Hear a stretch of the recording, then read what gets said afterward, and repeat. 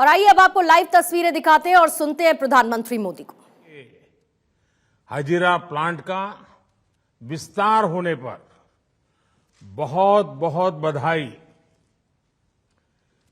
इस steel plant के माध्यम से सिर्फ इन्वेस्टमेंट ही नहीं हो रहा है, बल्कि भविष्य के लिए नई संभावनाओं के अनेक द्वार भी खुल रहे हैं।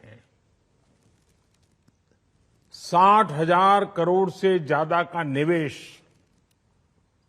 गुजरात और देश के युवाओं के लिए रोजगार के अनेक अवसर बनाएगा।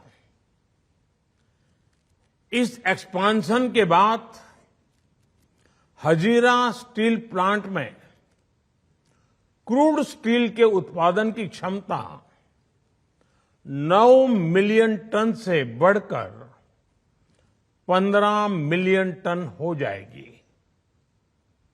ये लक्ष्मी मित्तल जी को, भाई आदित्य को और उनकी पूरी टीम को बहुत बहुत बधाई देता हूं।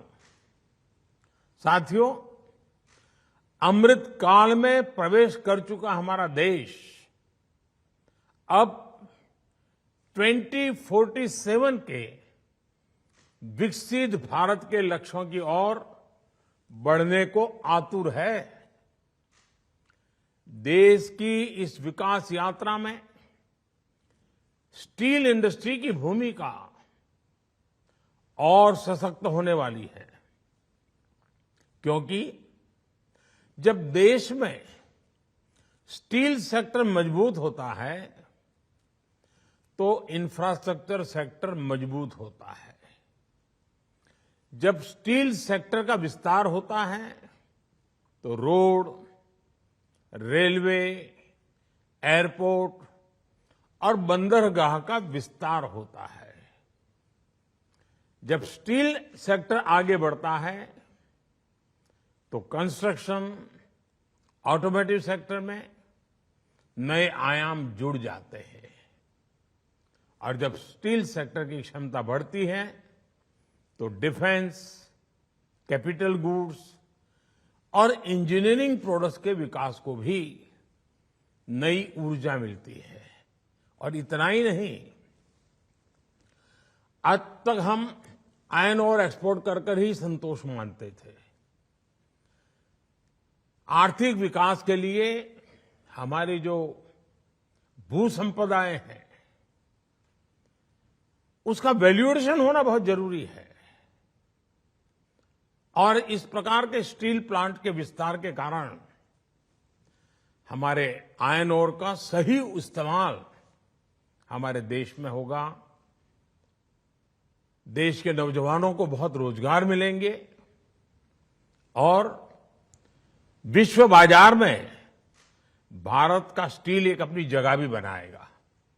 और मुझे बताया गया है कि ये सिर्फ प्लांट के विस्तार की ही बात नहीं है, बल्कि इसके साथ भारत में पूरी नई टेक्नोलॉजी भी आ रही है।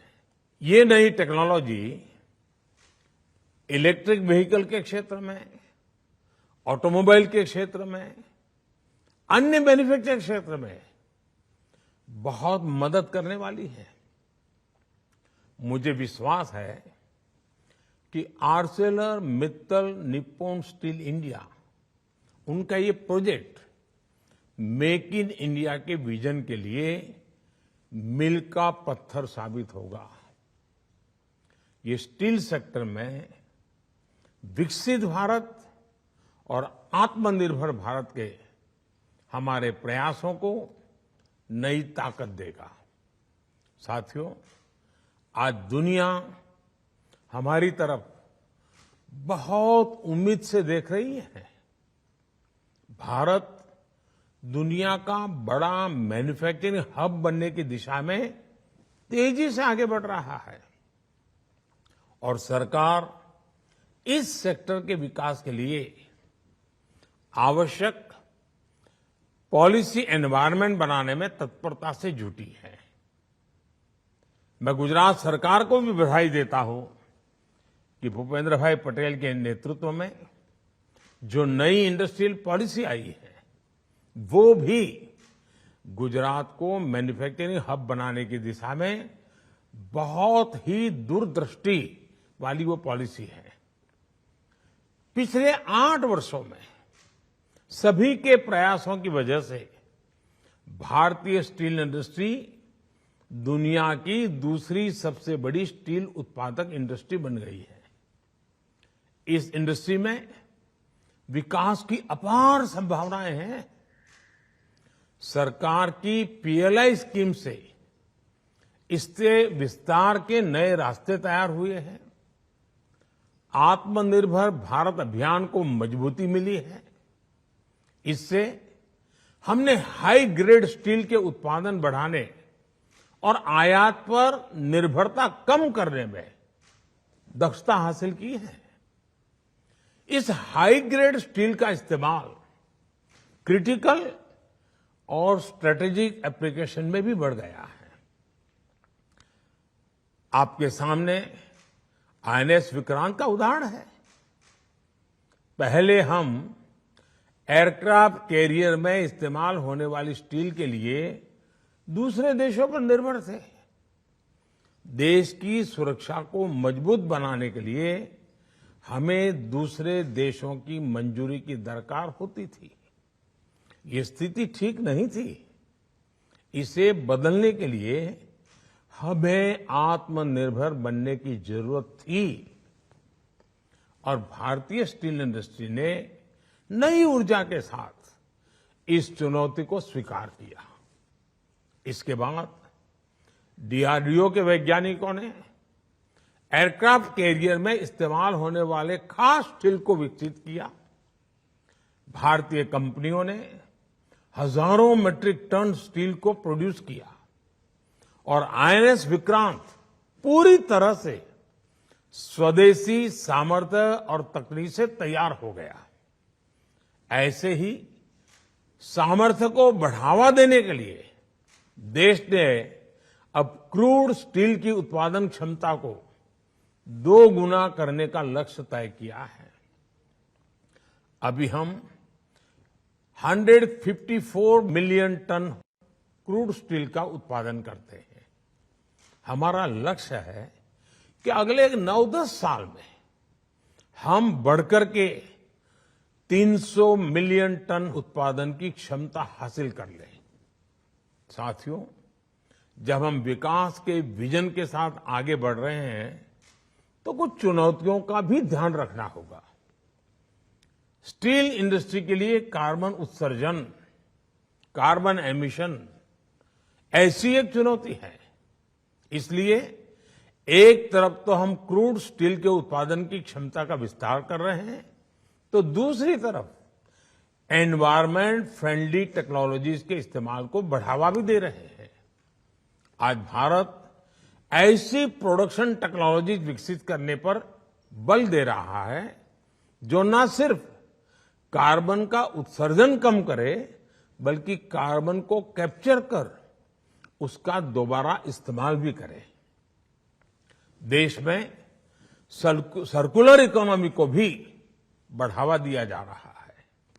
सरकार और प्राइवेट सेक्टर मिलकर इस दिशा में काम कर रहे हैं। मुझे खुशी है कि एएमएनएस इंडिया ग्रुप का हजीरा प्रोजेक्ट भी ग्रीन टेक्नोलॉजी के इस्तेमाल पर बहुत बल दे रहा है। साथियों, जब किसी लक्ष्य की दिशा में पूरी ताकत से हर कोई प्रयास करने लगता है तो उसे साकार करना मुश्किल नहीं रह जाता। स्टील इंडस्ट्री को नई बुलंदियों पर ले जाने के लिए सरकार प्रतिबद्ध है। मुझे विश्वास है कि ये प्रोजेक्ट पूरे क्षेत्र और स्टील सेक्टर के विकास को रफ्तार देगा। मैं एक बार फिर एएमएनएस इंडिया की टीम को बहुत बहुत बधाई देता हूं, अनेक अनेक शुभकामनाएं देता हूं। बहुत बहुत धन्यवाद।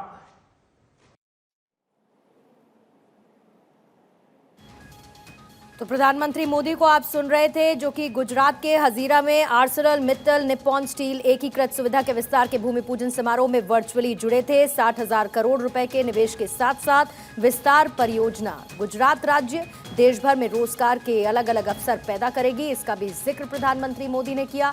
और आत्मनिर्भर भारत अभियान को कैसे मजबूती इन तमाम प्रोजेक्ट्स के साथ मिल रही है, इसको भी अपने संबोधन में शामिल किया प्रधानमंत्री मोदी ने।